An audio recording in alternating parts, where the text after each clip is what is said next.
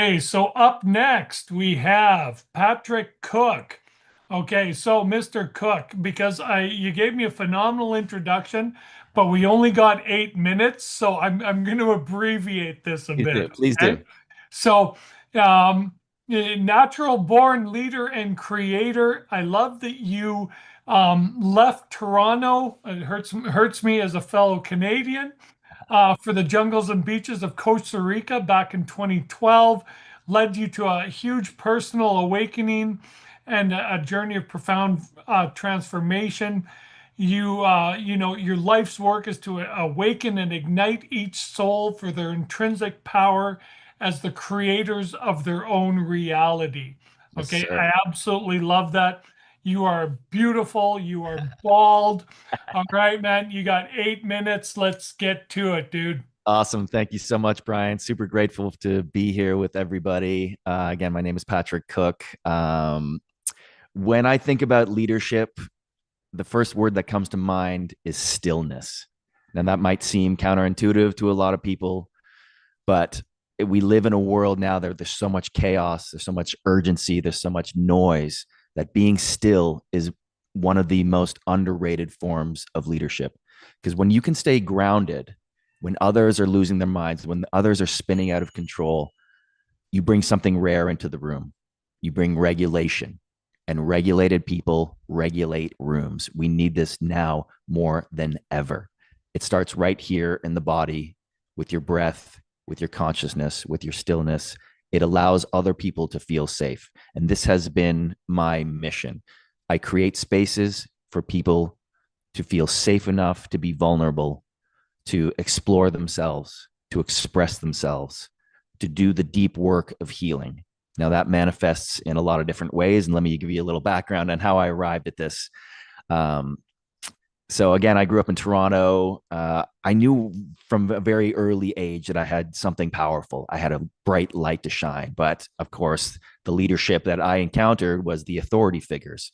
They wanted me to keep quiet. They wanted me to sit down and shut up. They wanted me to follow the rules. And that didn't really sit well for me.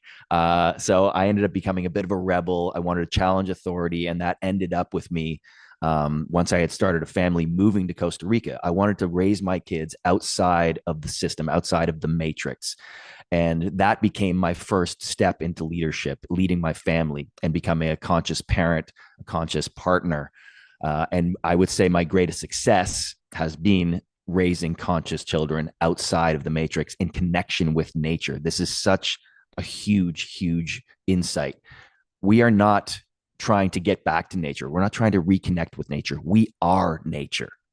We don't exist without the sun and the moon and the biosphere and the trees. We are one. And that oneness is what binds us together. Some people call it God or universe or source, whatever lens you want to view it through, it is the same thing. And I believe that fundamentally, we have moved away as a species from that oneness. And this is the root of all the problems that we see in the world. Everything from poverty to war to hate to discrimination all come from one thing, and that is unconsciousness. So, I mean, it's been a challenging path for me to arrive at this place, but I recognize that I wanted to be a leader in the space. I wanted to be of highest service. And that starts with doing the internal work myself. That starts with finding the stillness in order to have the courage to be with what's painful inside me, to whatever trauma I've been through, whatever wounds that I have, and to heal those first. That is the first step in leadership, and the first step for every human, in my opinion, is to take accountability, to take responsibility for your own life, and to do the deep inner work that only comes through at the true deepest level, and that oneness that binds us all together.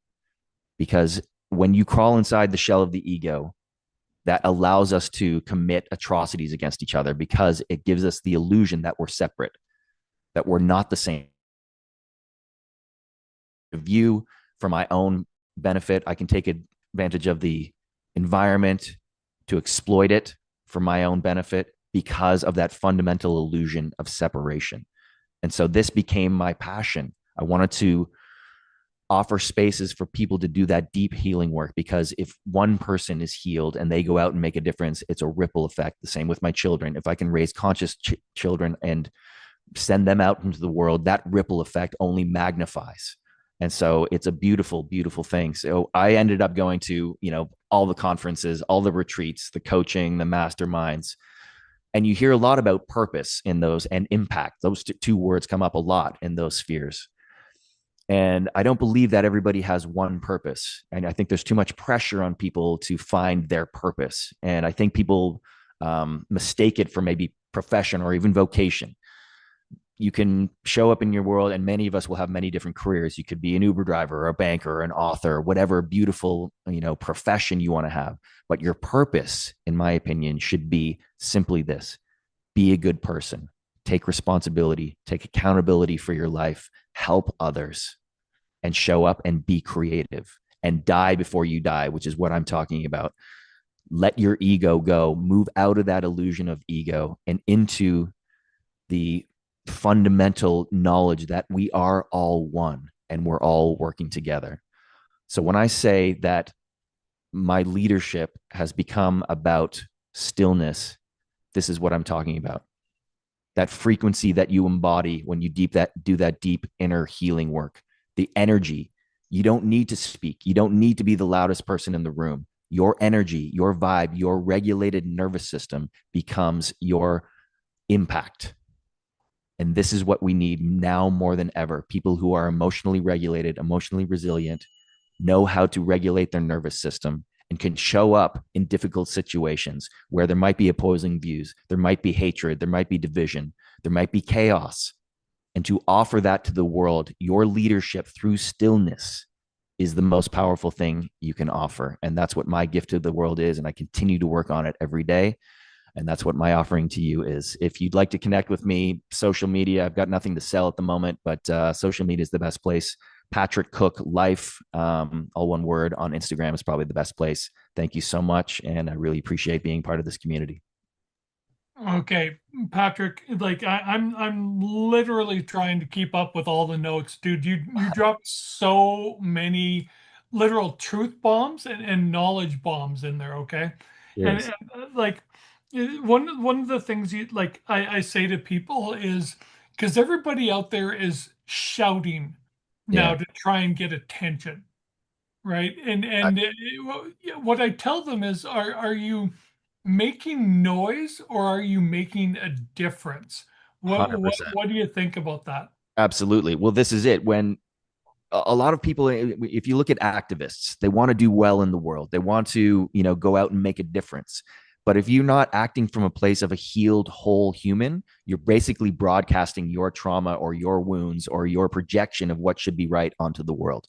Right. And so you might think that you're doing good, and all people doing evil in the world generally think that they're doing good. But unless you have come to that place of healed and groundedness, you are just adding to the problem. Basically, you are creating more noise in the world, like you said. Yeah, I have a good friend of mine who does a lot of work with first responders, Mm. but dealing with their traumas that they've gone through, like you've talked about. But he doesn't talk to them about their work related traumas. He wants to go back further, Yeah, right? Because the traumas that are happening later are coming from traumas that happened earlier. 100%. Do you agree with that? Absolutely. I mean, all of our development happens in the first 7 years of life. You are basically a blank slate when you come into this world. So you are at the behest of whoever your caregivers are, typically your parents. Now, if your parents have unhealed wounds, they're going to transfer onto you. And so you inherit a lot from your parents. And I mean, if you had an abusive relationship with your parents or didn't have parents at all, those are all impacts on what the lens that you were going to see the world through. And so we create survival beliefs and mechanisms to keep ourselves safe in those instances.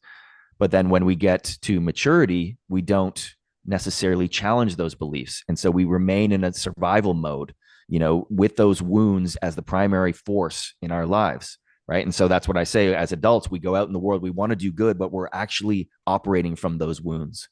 those childhood traumas. And if we don't go inside and uncover those wounds with our conscious loving awareness, not with judgment, but with curiosity, then they will continue to run our lives. And that's what we see on the grand scale, from politicians to leaders all over the world. It's childhood trauma just being projected onto the world. Okay, I'm going to say one last thing, then we're going to be moving on. Okay. Okay. You need to be getting together with Dr. Smiley. You have a book. I do have a book. We spoke about that yesterday. Dude, I'm serious, man. Yeah, Everything that you dropped, it's so important to get that out into the world today. I agree. Okay. Because you are making a difference. You're just not making noise, and more people need to find out about you and the message you're bringing, brother. I absolutely love it. Thank you so much, Brian. I appreciate it. All right, man. Take care. Have yourself a marvelous weekend. Yeah. My brother went down to Costa Rica. He came back going, I'm buying property. Right? So It's a magical place. It's got that you, vibe, man. It's you really incredible. you got it, man. All right. Take care. Have yourself a great weekend. Bye.